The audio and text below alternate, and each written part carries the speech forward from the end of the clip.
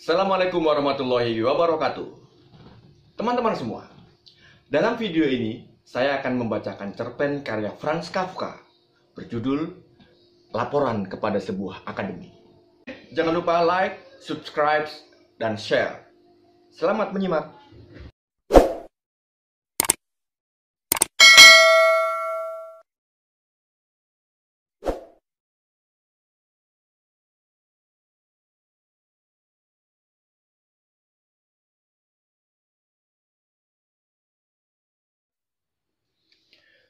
Tuan-tuan akademisi yang mulia, tuan-tuan telah memberikan penghormatan besar kepada saya dengan meminta saya untuk memberikan sebuah laporan kepada akademi ini mengenai sejarah kehidupan saya di masa lalu sebagai seekor kera. Namun saya khawatir saya tidak bisa memberikan sesuai dengan apa yang Anda harapkan dari saya, Tuan. Sudah 6 tahun belakangan ini, saya meninggalkan dunia kekeraan saya. 6 tahun barangkali adalah periode yang singkat, Tuan. Saya menghitungnya dari kalender manusia. Tapi waktu yang singkat ini adalah merupakan sebuah keabadian tersendiri bagi saya, Tuan. Mengingat apa yang telah saya lalui sejauh ini. Tentu saya melewatinya bersama para pelatih saya yang baik. Bersama nasihat-nasihat bijak, karangan bunga, tepuk tangan, musik orkestra, dan juga pesta. Tapi pada dasarnya ini adalah perjalanan kesendirian dalam hidup saya, Tuan. Saya tidak akan meraih apa yang saya dapatkan hari ini jika saya masih memaku diri saya terhadap kehidupan masa muda saya sebagai seekor kera. Dan saya telah sampai pada keputusan untuk menjadi kera yang bebas, Tuan. Sebagai balasannya, lubang menuju ingatan masa lalu saya perlahan tertutup pintunya. Perlahan semakin rapat dan sempit. Jika saya ingin kembali memasukinya, meskipun jika para manusia itu mengizinkan, dengan melewati garis lengkung antara surga dan bumi, maka lubang itu sudah tertutup rapat di belakang saya, Tuan. Angin yang berhembus dari belakang yang berasal dari masa lalu semakin menipis dan mengecil. Dan hari ini, angin itu sudah berubah menjadi angin sepoi yang menggelitiki tungkai saya. Pelajaran pertama yang saya dapatkan adalah berjabat tangan, Tuan. Sebuah jabat tangan mengisyaratkan keterus-terangan. Dan oleh karena itu, izinkan saya hari ini, di puncak karir saya ini, dengan jabat tangan keterus-terangan itu, untuk melaporkan sebuah laporan yang tetap merujuk kepada garis-garis ingatan kekeraan saya selagi saya memasuki dunia manusia dan tinggal di sana. Saya berasal dari Pantai Emas, Tuan.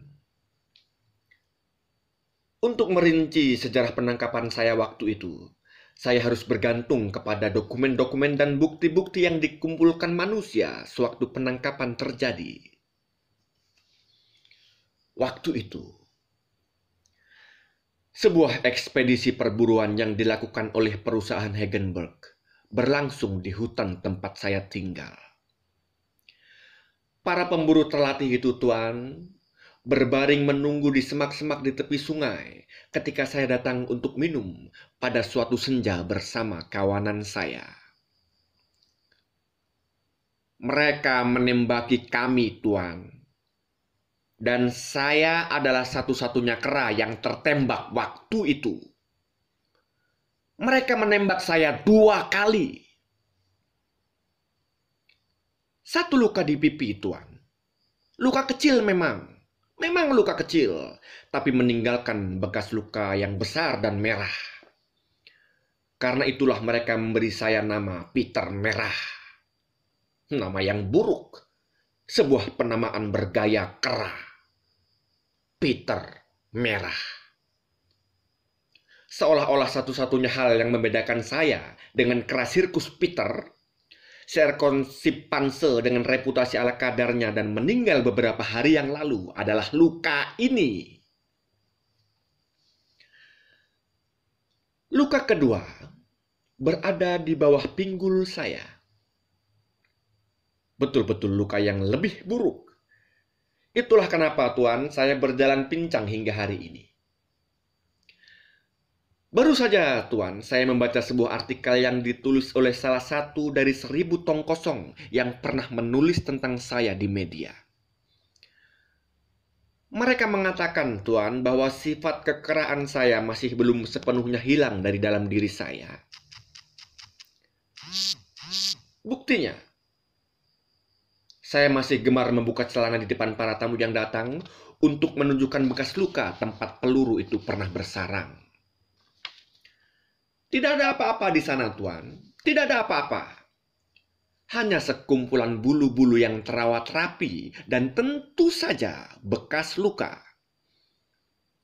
Izinkan sayalah untuk mempertegas hal ini dengan penggunaan istilah dengan pilihan kata yang lebih tepat untuk tujuan yang lebih rinci agar menghindari kesalahpahaman. Bekas luka akibat tembakan bengis yang dilakukan manusia terhadap kera. Semua saya buka, Tuan. Semua saya buka. Tidak ada yang saya tutup-tutupi, karena saya paham bahwa sopan santun dapat dikesampingkan untuk menyingkap kebenaran. Namun, jika para penulis artikel itu juga membuka celananya di depan semua orang, saya akan memujinya karena dia tidak melakukan hal itu. Satu hal, Tuan, dia tidak memiliki bekas luka di bawah pinggulnya, dan tentu dia bukan kera. Setelah 2 tembakan itu, saya kemudian tersadar. Dan dari sinilah ingatan saya mulai tumbuh. Saya mendapati diri saya terkurung dalam sebuah kandang di antara dek-dek kapal perusahaan Negenberg. Sebetulnya, Tuan, kandang saya adalah 3 jeruji besi yang dilekatkan pada sebuah peti. Jadi dinding kayu itu adalah sisi keempat dari kandang saya. Kandang itu terlalu rendah untuk saya berdiri dan terlalu sempit untuk saya duduk, Tuan. Jadi saya harus duduk dengan posisi lutut bengkok dan gemetar. Wajah saya harus menempel ke dinding peti, sementara jeruji-jeruji itu menggores-gores punggung saya sewaktu kapal bergoncang karena gelombang. Metode pengurungan hewan buas dengan cara seperti ini memang menguntungkan, Tuan. Dan berdasarkan pengalaman saya waktu itu, dari sudut pandang manusia, itu memang benar. Namun saya tidak merisaukan hal itu, Tuan. Yang saya risaukan adalah saat itu, untuk pertama kali dalam hidup saya tidak memiliki jalan keluar. Setidaknya tidak ada pintu untuk saya keluar. Tepat di depan saya adalah jeruji, dan di belakang saya adalah peti. Papan yang terpaku dengan papan lainnya dengan rapat. Memang saya menemukan celah kecil di antara dinding-dinding papan itu, Tuan. Dan saya merayakan penemuan ini dengan jeritan kegembiraan yang bodoh. Karena celah itu, Tuan, tidak cukup untuk meloloskan ekor saya. Dan kekuatan terbesar kera manapun tidak akan mampu membuatnya lebih besar dari sebelumnya. Maka saya memilih untuk banyak berdiam. Saya segera mendapatkan gambaran bahwa saya akan segera mati jika saya tidak sanggup bertahan hidup pada periode awal penahanan ini. Dan saya bertahan, tuan-tuan akademisi yang mulia. Saya bertahan. Saya bertahan pada rengekan keputusasaan itu. Pada rasa sakit di gigit kutu. Resah menjilati tempurung kelapa. Membentur-benturkan kepala ke dinding peti. Menjulurkan lidah ke setiap orang yang lewat dan mendekat. Itulah yang saya lakukan pada kehidupan saya yang baru ini. Tapi di atas itu semua, Tuan, saya diliputi satu hal saja. Tidak ada jalan keluar. Sebelumnya saya selalu memiliki jalan keluar, Tuan, tapi tidak waktu itu. Saya betul-betul jatuh tersungkur. Seolah-olah ada yang memaku tangan saya ke dinding beku dan merenggut kebebasan saya. Saya memang tidak memiliki jalan keluar, Tuan.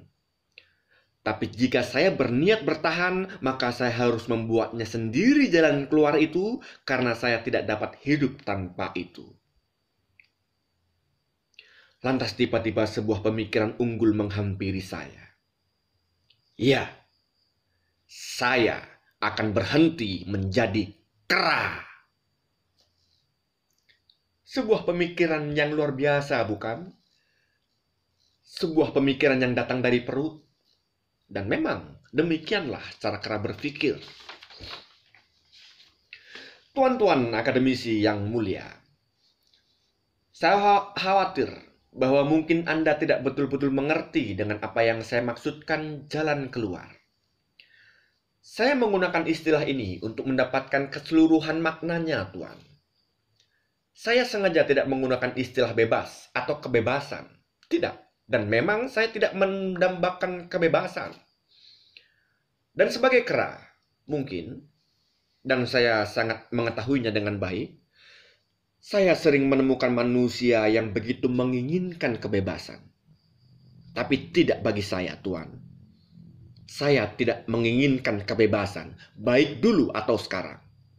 Karena pada kenyataannya, Tuan, banyak manusia yang dikhianati oleh kata kebebasan berikut ratusan makna yang melekatinya.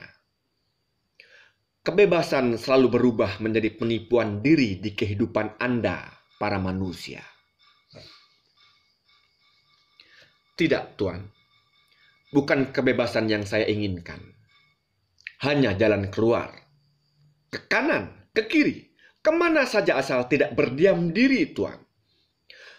Bahkan jika jalan keluar itu pada akhirnya hanya membawa saya pada impian dan ilusi, saya berharap bahwa kekecewaan yang saya dapatkan tidak terlalu besar. Berada di tempat lain, Tuan. Keluar. Apa saja asal tidak terpaku dengan tangan menjulur ke atas tanpa daya atau menghantamkan diri ke dinding peti itu sepanjang hari. Sekarang ini, saya dapat melihat dengan jelas bahwa jika tanpa ketenangan yang dalam dari jiwa saya tidak akan menemukan jalan keluar. Dan memang barangkali saya berhutang untuk ketenangan yang saya dapatkan di hari-hari pertama di atas kapal itu untuk para awak kapal. Dan atas nama ketenangan ini saya akan berterima kasih kepada mereka. Para awak kapal itu, Tuan, pada dasarnya adalah makhluk baik. Saya masih bisa mengingat dengan senang suara langkah kaki mereka yang berat saat melangkah di geladak kapal. Dan selalu menjadi suara-suara kecil di kepala saya sewaktu saya setengah tertidur. Mereka selalu melakukan segala sesuatu dengan lamban.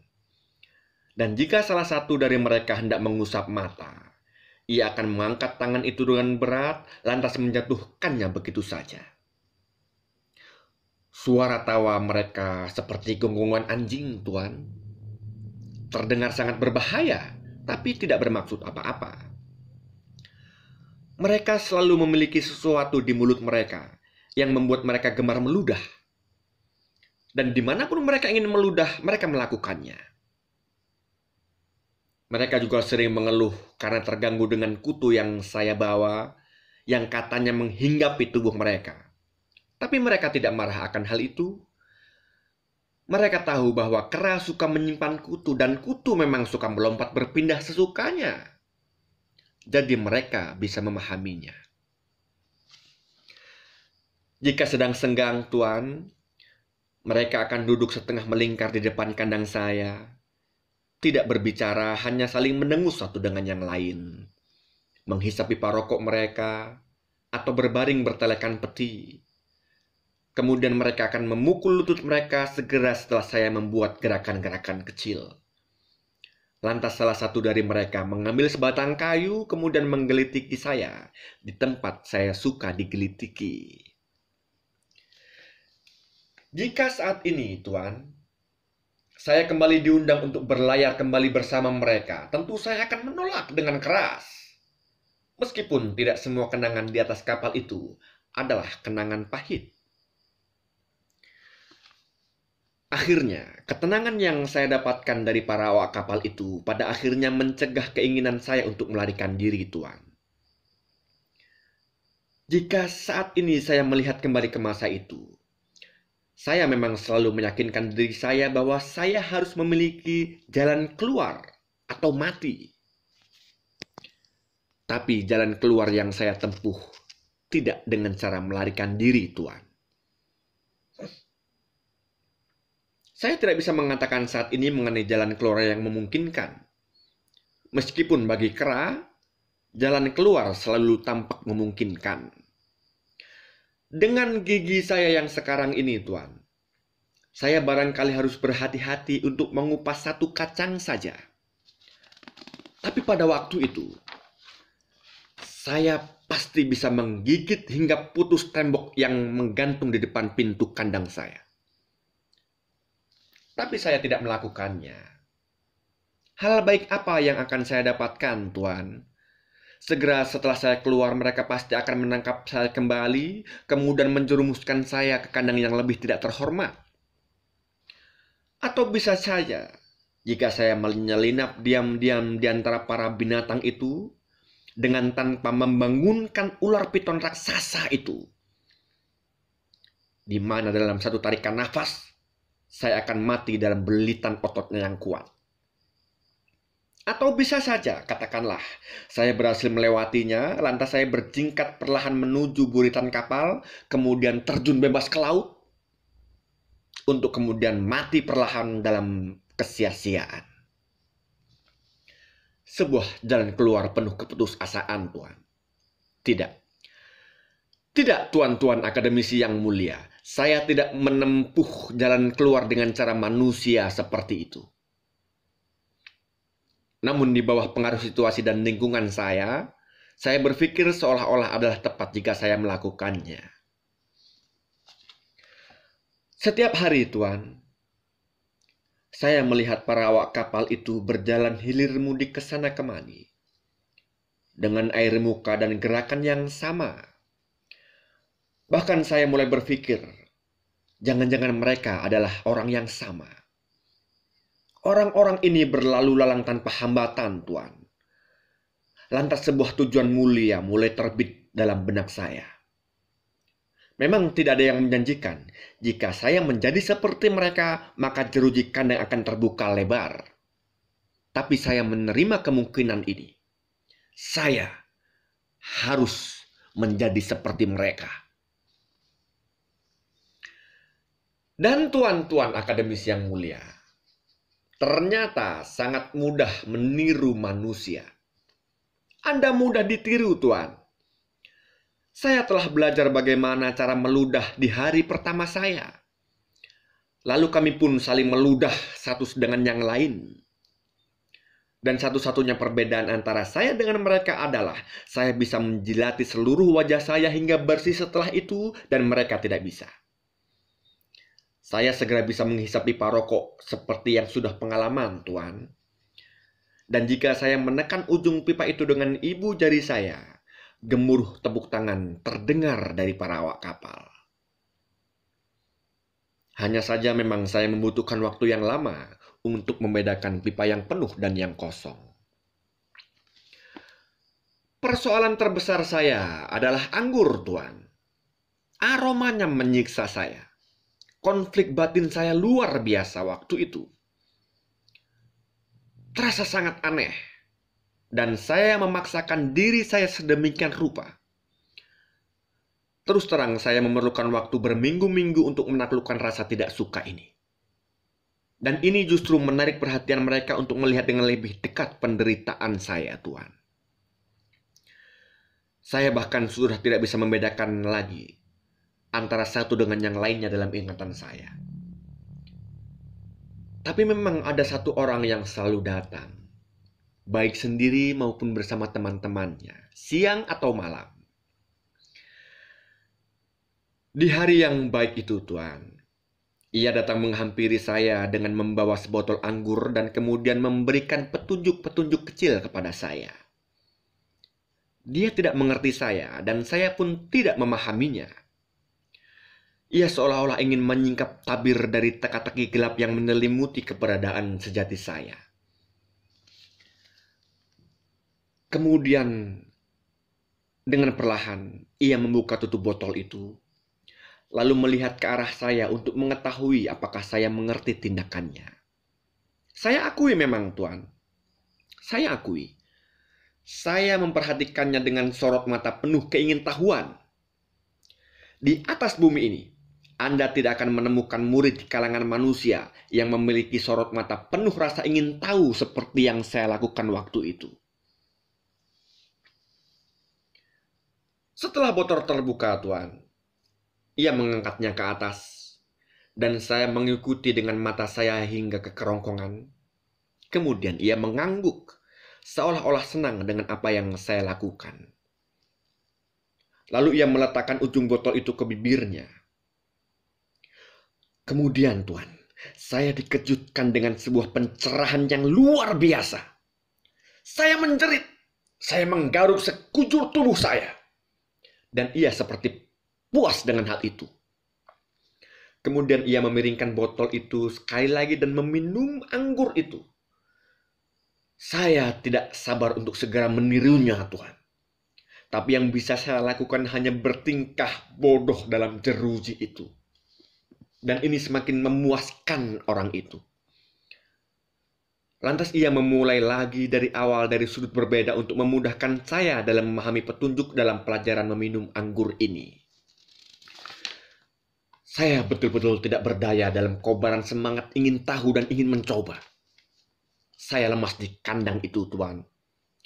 Dan kemudian ia mengakhiri teori meminum anggur ini dengan menyeringai sambil mengusap-ngusap perut. Kemudian praktek pelajaran pun dimulai. Saya tidak yakin apakah saya betul memahami teori yang diajarkan, tapi saya betul-betul kelelahan. Dan saya tahu ini adalah bagian dari takdir saya. Saya tetap memegang botol yang ia sodorkan, Tuan. Saya membuka tutupnya dengan gemetar. Dan setelah saya berhasil melakukannya dengan baik, secara bertahap kembali menginspirasi saya dengan energi yang baru. Saya mengangkat botol itu ke atas. Saya sudah melakukannya dengan baik berdasarkan contoh dan hampir persis. Saya memasukkannya ke bibir saya dan kemudian saya membuangnya dengan jijik ke lantai. Saya membuangnya dengan jijik ke lantai. Guru saya kecewa, Tuan. Tapi saya 2 kali lebih kecewa karena saya tidak berhasil menaklukkan rasa jijik saya terhadap anggur. Bahkan tidak satupun dari kami yang terhibur oleh kenyataan bahwa pada saat yang sama, setelah saya membuang botol itu, saya menyeringai sambil mengusap-ngusap perut dengan cara yang paling artistik. Dan terlalu sering pelajaran berakhir dengan cara seperti ini, Tuan. Dan penghormatan untuk guru saya, dia tidak marah akan hal itu. Dia tidak marah, Tuan. Terkadang memang dia menyulutkan pipa rokok yang masih menyala ke bulu saya, sampai membara di beberapa tempat yang tidak bisa saya capai. Tapi kemudian ia memadamkannya lagi dengan tangannya sendiri yang besar dan kasar itu. Dia tidak marah dengan saya, Tuan. Dia menyadari bahwa kami berdua berjuang pada sisi yang sama, yaitu memerangi sifat alami kera. Dan itu bukan hal yang mudah. Kemudian sebuah kemenangan besar terjadi pada kehidupan kami, Tuan. Pada suatu senja, mereka berdiri pada lingkaran. Barangkali ada perayaan atau pesta kecil atau semacamnya. Terdengar gramofon dimainkan, dan saya melihat seorang petugas berjalan di kalangan awak hilir mudik ke sana kemari. Saya berpura-pura tidak ada yang melihat. Saya memegang botol anggur yang tergeletak sembarangan di depan kandang saya. Saya kemudian membuka sumbatnya dengan gaya yang terbaik. Sementara satu atau dua orang sudah mulai memperhatikan saya. Kemudian saya mengangkat botol itu ke atas. Saya mendekatkan ke bibir saya, Tuan. Dan tanpa ragu sedikit pun, tanpa meringis, tanpa jijik, seperti peminum yang profesional, dengan mata bergulir saya meminumnya, Tuan. Tenggorokan saya penuh. Saya benar-benar meminumnya sampai kosong. Sampai tandas, sampai tuntas. Saya meminumnya tanpa keputusasaan sedikit pun, Tuan.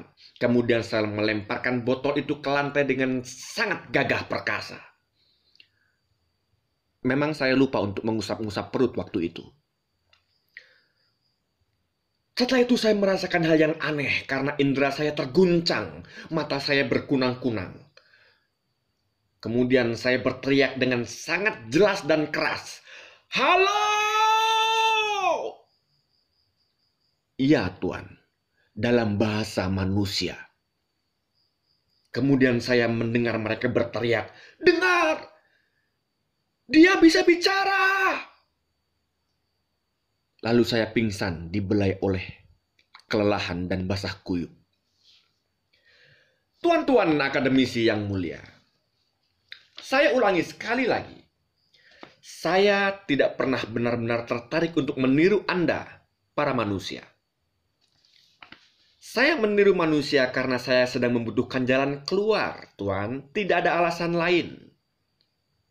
Dan bahkan keberhasilan saya untuk mengucapkan kata itu juga tidak berlangsung lama. Saya kehilangan suara manusia saat itu juga, Tuan. Keengganan saya untuk botol anggur juga kembali tumbuh. Tapi bagaimanapun, saya telah menggariskan takdir dalam kehidupan saya, sekali untuk selamanya. Kemudian, kapal pun berlayar dan merapat di salah satu dermaga kecil di Hamburg. Ketika saya diserahkan kepada pelatih pertama saya di Hamburg, saya segera menyadari bahwa ada dua pilihan dalam hidup saya. Kebun binatang atau panggung pertunjukan. Sirkus dalam hal ini. Dan saya tidak ragu-ragu lagi. Saya berkata kepada diri saya sendiri, saya harus melakukan yang terbaik untuk bisa masuk ke panggung pertunjukan. Kebun binatang berarti hanya kandang dalam bentuk lain. Sekali di sana, maka hidup saya sudah selesai. Dan saya belajar, Tuan. Saya belajar. Bukankah kita semua belajar jika harus menyelesaikan persoalan? Anda belajar jika sedang membutuhkan jalan keluar, Tuan. Anda akan belajar jika sedang memerlukannya. Seperti saya juga menguliti diri saya dengan kesukaran-kesukaran. Lalu sifat keras saya melarikan diri dari diri saya jungkir balik pergi. Hingga membuat guru pertama saya hampir menjadi kera karena hal itu.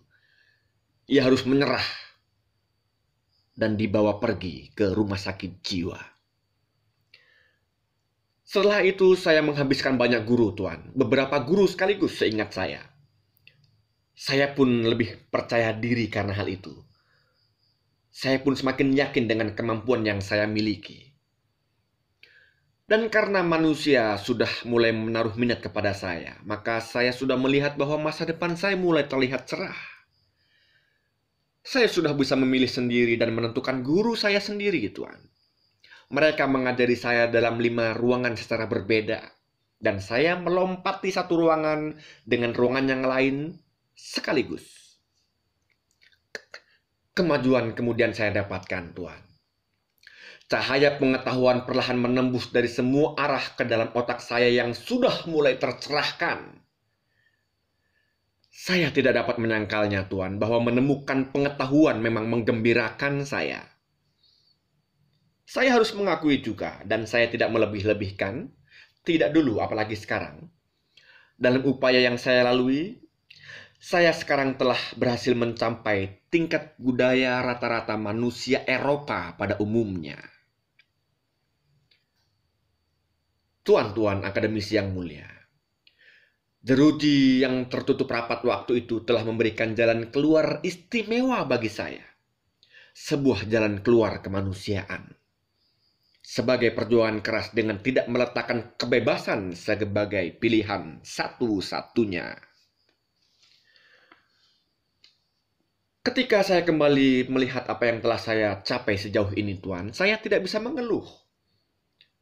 Dan juga saya tidak bisa berkata telah puas sepenuhnya. Lihat saya sekarang ini, Tuan. Sedang berbicara di depan Anda, para akademisi yang mulia. Dengan tangan di saku celana. Botol anggur di atas meja saya. Saya dapat saja setengah berbaring atau duduk di kursi goyang dan menatap keluar jendela di rumah peristirahatan saya di tepi pantai. Jika Anda kemudian bertamu kepada saya pasti akan menyambut Anda dengan pelukan persahabatan. Manajer saya, Tuan, dia duduk di ruang depan, dan ketika saya membunyikan lonceng, dia akan datang dan mendengarkan apa yang saya katakan dan melakukan apapun yang saya perintahkan. Dan satu hal, Tuan, manajer saya dari kalangan manusia. Hampir setiap malam, Tuan, setelah saya melakukan pertunjukan, saya memiliki kesuksesan yang luar biasa.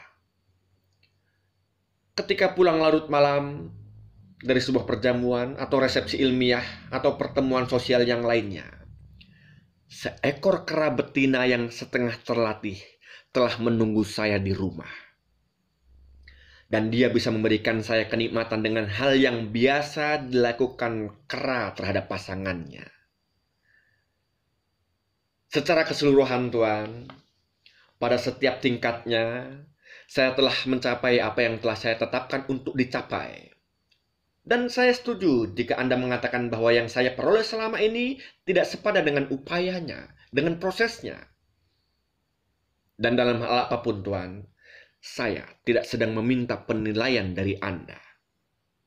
Saya hanya menyampaikan pengetahuan saja, Tuan. Saya hanya membuat sebuah laporan untuk Anda, tuan-tuan akademisi yang mulia. Saya hanya membuat laporan. Demikian, terima kasih dan sampai jumpa.